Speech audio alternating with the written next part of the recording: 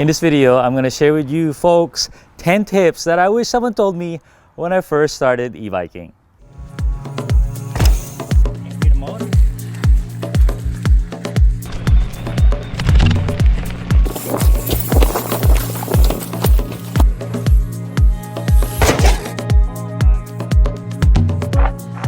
What's up everybody, FC here from E-MTB Review and emtbr.com, and I've been biking 30 years.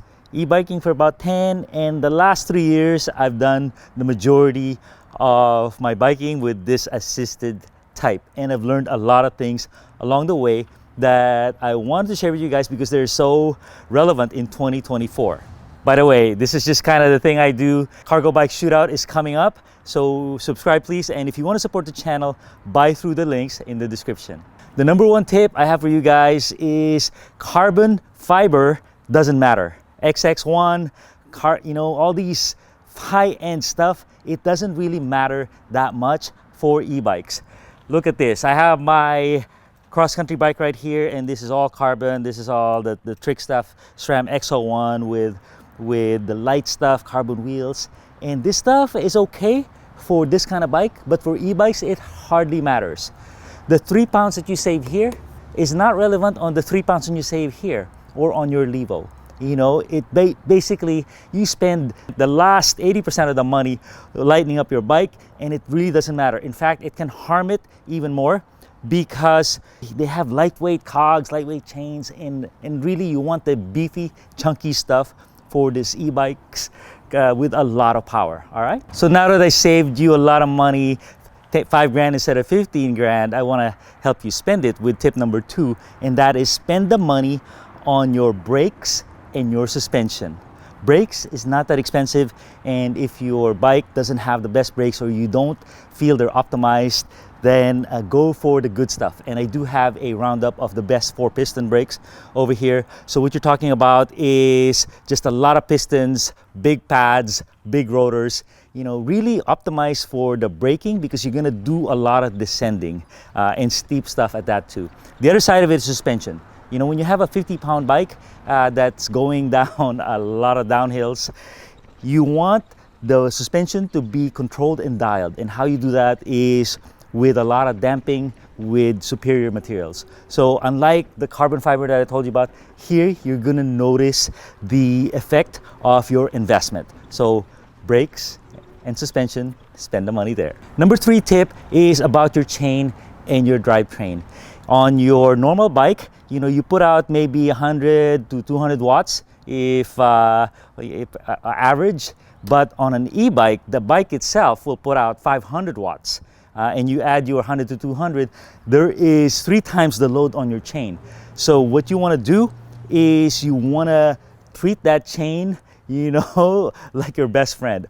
Clean it, almost every ride, every other ride, and lube it almost every ride. If you don't know when you last lubed it, then really just lube it, clean it and lube it. And I have some techniques on that too. You wanna get the highest quality lube, not necessarily the wax. You want some oil on those rollers, on a clean roller, and that is gonna enhance your experience and really lengthen the life of not only your chain but your expensive cassette and your drivetrain. Number 4 tip is have a strict charging routine. Every ride, charge your bike. Whether you have a 500 watt-hour battery or a 700, charge your bike and have a nice place for it where the wires are protected, where it's not getting wet, where you know your routine. So for myself, I charge it after I clean it, after every session. So by the time I use it the next time, then it's ready. 100% charged, it's on the ready. If you're gonna not use it for 6 months, yes, put it halfway, mid-charge to help preserve that battery.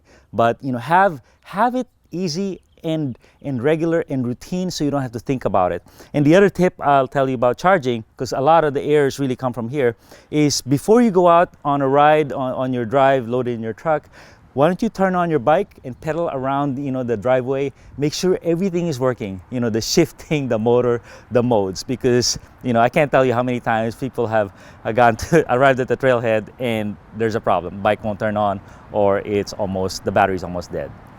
Number 5 tip is optimize your protection, your traction, and your comfort. You know, in the analog bike that I showed you earlier, you always compromise between efficiency, you know, and climbing ability, your return on your climbing investment.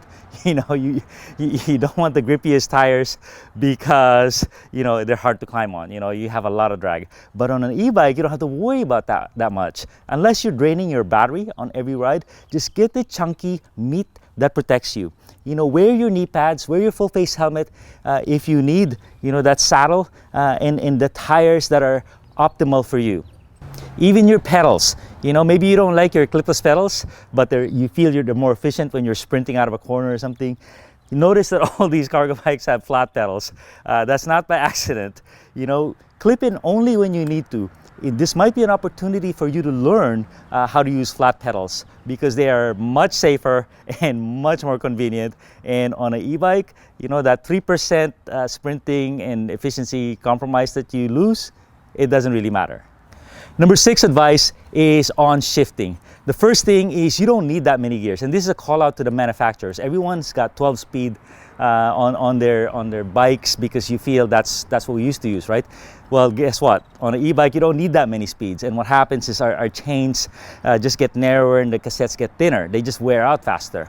So hopefully the industry will develop less gears. 8 speeds is enough. In fact, I have a really cool lesson. It happened to me and my friend where our bikes had a problem. The shifting had a problem. It would not shift because of access, and I was stuck in one gear. And both of us on different days, this is what we did. We did the whole ride, 5,000 feet of climbing on one gear. And that really opened my eyes and said, oh wow, I don't really need to shift that much. You know, the motor is a shifter. You know, when you have that much torque, you know, you don't need to keep shifting. In fact, it's bad for your drivetrain when you're trying to get up a hill and you shift in mid-hill, while in mid-power. You hear that snap, crackle, pop. That's not good for your drivetrain. So shift less and shift early. Use your legs and use your motor to do your ride, and your experience will actually improve. Number 7 piece of advice is we're dealing with new machines here, and they have the motor and the battery and everything in between. And guess what? All of them will go wrong. Especially if you go with a manufacturer who's on their first e-bike, the battery will fall off, the connections will come undone inside the frame. So I would go with a trusted manufacturer who's been on their 3rd or 4th e-bike. They'll get these lessons learned, but everything in between will go wrong, can go wrong, and will go wrong depending on how hard you ride and how you treat your bike. So, you know, definitely keep your bike dry. You know, when you're washing, have a nice routine where you're not spraying water into that charging port, and you know, all the wires that are integral to your control system, your display, protect them. You know, manufacturers will learn. You know, they will.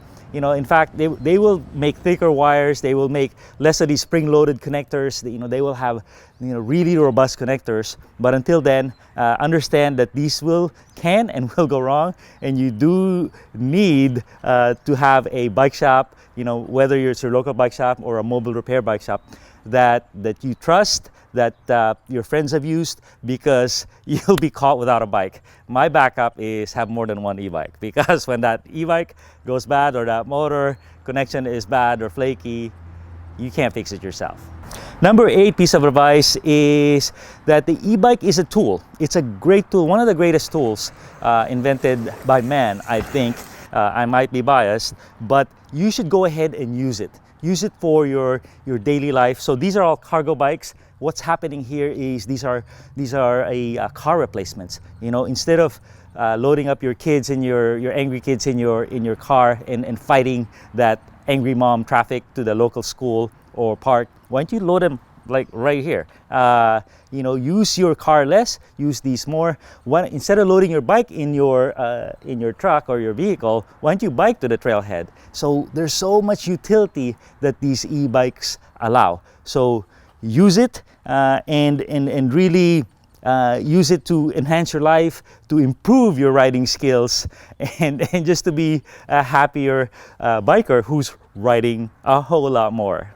Number 9 piece of advice is to give yourself time to get used to the weight of an e-bike. So most e-bikes right now are 50 pounds. where most mountain bikes were 26, 27 pounds. So it's a big change. So when you ride one, don't just judge it right away and say, oh, it doesn't handle. Get used to it. Get used to it. I'd say it takes about 5 to 10 rides for you to develop the style and the musculature to handle your e-bike on a real mountain bike trail. So basically, you need more upper body to be able to lift and handle and throw this thing around. And also, you can't be like a kind of a passenger in this e-bike thing. Basically, you need to be active. Your best tool is your body, and that's why dropper posts are so important. You move your body around the machine to maneuver it, and that's when, instead of trying to lift it up like this, why don't you shift your weight back and have the thing come up, have the front come up. So little tricks like that, you'll develop it, as well as your muscles will develop, So same thing with these cargo bikes. Don't just load up the 3 kids in the back and go for drive and go to school. Use this bike, like 5 times around the hood, and get used to the weight, get used to the handling of these things, and you will have a much better experience. And finally, my last piece of advice, this was more relevant 3 years ago when I first did this list, is the e-bike is a radical change on trail usage and also road usage. So what you encounter is you encounter a lot of haters. People don't like change. Just like when the mountain bikes started using the trails, the hikers and equestrians all hated us, right? All wanted us out. So change is not easy for most people, and e-bikes introduces that element to the mountain bike community and to the hiker community. I found out that most hikers, they don't really care. They're just mountain bikes and e-bikes. They're all the same according to the surveys on our local trail. But there's a lot of mountain bikers there that are still gonna exhibit hate on the e-bike. Like, you don't deserve it, earn your turns kind of thing. And my reaction to that is this will change. 90% of my friends who love e-bikes now used to hate e-bikes. So it's just change that's hard to accept. So why don't you let them try it out and whatnot. The most important thing I can tell you guys is you can't change everybody, and that you want to be the agent of positivity. When someone would call me a cheater, I would tell them I'm cheating life. Often they would turn their attitude around and start joking with me. He goes, oh, I'm just kidding, my friend. And the other thing is have thick skin.